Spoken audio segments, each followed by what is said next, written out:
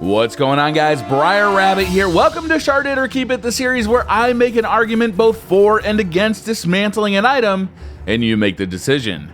This week, we'll be making the big decision for the legendary pulse rifle, Grasp of Malok. But first, let's take a look at the results from our last episode, the Monte Carlo. My argument for keeping this weapon included a great exotic perk. The Monte Carlo method charges your melee ability constantly. The gun is beautiful and has some of my favorite sights in the game. Arguments for dismantling this exotic? The time to kill is just a bit on the slow side. There are easier auto rifles to use that kill faster. The stability is okay, but not great. And finally, what is up with this giant blade on the front that I can't use? I want to be chopping people's heads off with this thing, but unfortunately, it's only there for cosmetic purposes. So those were my arguments, but as usual, I left the decision up to you. And of course, you had a lot to say. Zolruck says Shard It. Currently, mid-rate of fire auto rifles aren't in a very good spot in the Crucible. I see a couple of Monte Carlos here and there, but considering the Doctrine of Passing Arminius D high rate of fire is in its heyday right at the moment, there's no real need for a weapon you can easily reacquire. Bodacious15 says keep it. First of all, even if you can't use it, the knife on the front looks badass. It is an extremely reliable auto rifle, and if you use it in a build with a piece of armor giving you 2 melee charges, then you can use throwing knives and wreck people cross-map with Thunderstrike all day. Scott Chivington says keep it. Remember, not everyone has a Doctrine of Passing. I've been using it and winning a lot of firefights. In the end, with a score of 167 votes for Shard It and 535 votes for Keep It, the Monte Carlo keeps its place in the vault. The Grasp of Malok is a legendary pulse rifle that is a random strike reward for defeating Omnigul in the Will of Crota strike. It's gained some notoriety for not only its extremely low drop rate, but also because it's the only gun of its type in the Taken King. The Grasp belongs to the highest rate of fire, lowest damage category of pulse rifles. It has decent range, low stability, mediocre reload speed, extraordinarily high aim assist, and average handling speed. Perks on mine include partial refund, a chance to return a portion of the magazine after an assist, perfect balance, this weapon has extremely low recoil, and Guerrilla Fighter, increased accuracy, handling, and damage resistance when shooting this weapon from behind cover. More about the perks later. Okay, so let's start off with what's good about this weapon. It is the only pulse rifle of this type that is currently available in the Taken King at year 2 power levels.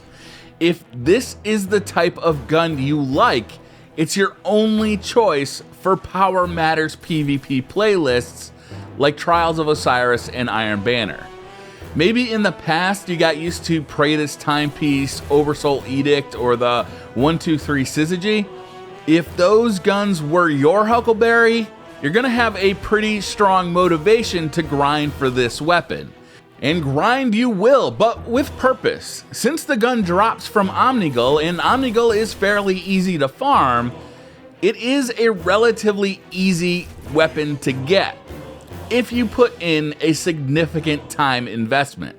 The benefit here is that you can just keep on grinding her, and those grasps will drop eventually. And in the Taken King, there is no stat re-rolling option for weapons. So this is, in fact, a way to get a perfect roll weapon. It's not easy, and it may take a long time, but it is repeatable.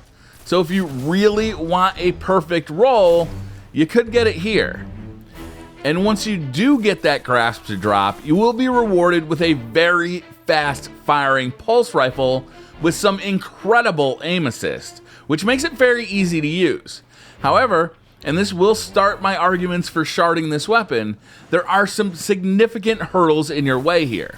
The stability stock on this weapon is not great. It really needs help.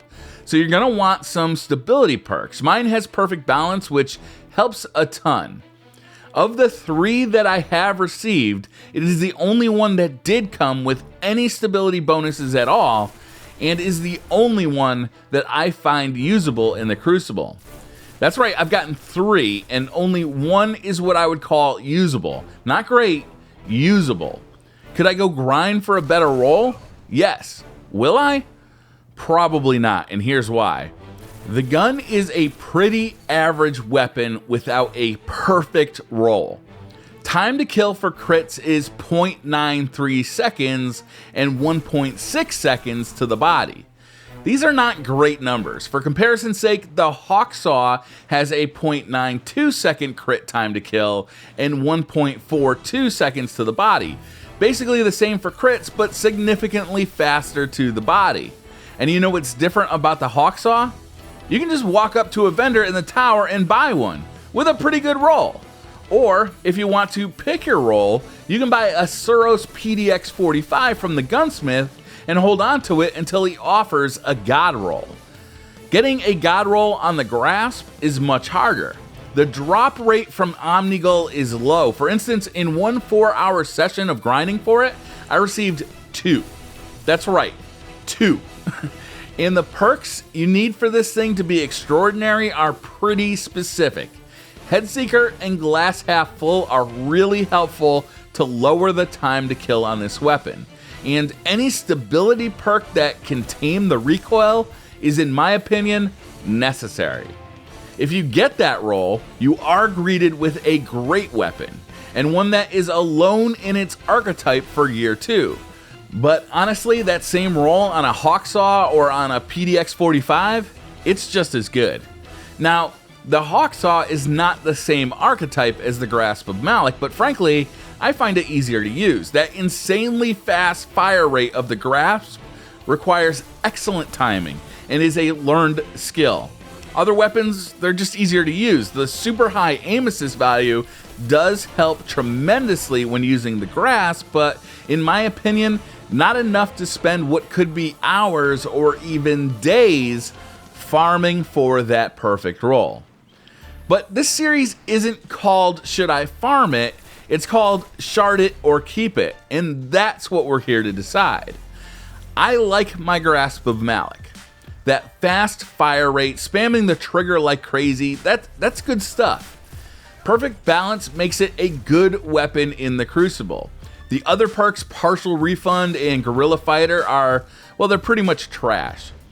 If I did have the perfect Headseeker, stability, Glass Half Full roll, I would feel differently, but right now, this gun does not rank up there with the elite weapons in the Crucible. It just doesn't. And this one, this specific Grasp of Malok, is the one we will be making the decision on. Should this somewhat mediocre roll be kept around for its uniqueness and rarity, or should it be dismantled and forgotten, lost to the annals of history and freeing up much needed vault space? I can always go farm Omnigul for another one, right? That's up to you. In the comments below, cast your vote. Shard it or keep it, and in the next episode, I will act upon your recommendation. One quick note before I leave today, I did make an effort in this episode to reduce the amount of time I talk about the previous weapon, going over the stats, going over the reasons to shard it, reasons to keep it, that kind of thing. If you like this newer format better, I'd like to hear from you. If you like the old format better, I'd also like to hear from you. I do aim to make these episodes as informative and as enjoyable as possible. So just leave a comment below telling me what you think of the faster review of last week's weapon. So that's going to do it, guys. Thank you very much for watching. Hit that like button if you like the video. Hit subscribe if you're new to the channel. And I'll see you guys next time.